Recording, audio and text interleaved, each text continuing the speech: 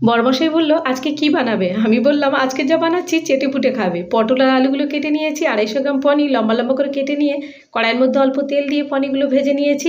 লবণ জলে আমি পনিরগুলো ভিজিয়ে রেখেছি। তেলের মধ্যে দিয়েছি কেটে রাখা আলু, লবণ আর হলুদ দিয়ে ভেজে নিয়েছি। ওই তেলের মধ্যে পটলটাও ভেজে নিয়েছি। কড়াই সর্ষের তেল দিয়ে গোটা শুকনো লঙ্কা, গোটা গরম মশলা, গোটা ধনিয়া, গোটা জিরে দিয়েছি, কাজু বাদাম, আদা কুচি, টমেটো কুচি দিয়ে একটু ভাজা ভাজা করে মিক্সিতে আমি ব্লেন্ড করে নেব।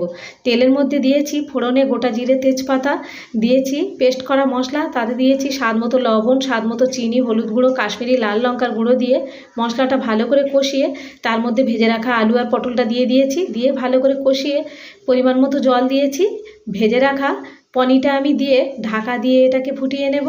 সব শেষে ঘি দিয়ে নাড়াচাড়া করে নামিয়ে নেব। ব্যাস, পটল পনির একদম রেডি। বরমশাই ভাতের থালা নিয়ে ঝটপট বসে পড়ে গেছে। খাবার দিতেই একগাল হেসে দিল। খেতে কিন্তু দারুণ হয়েছে।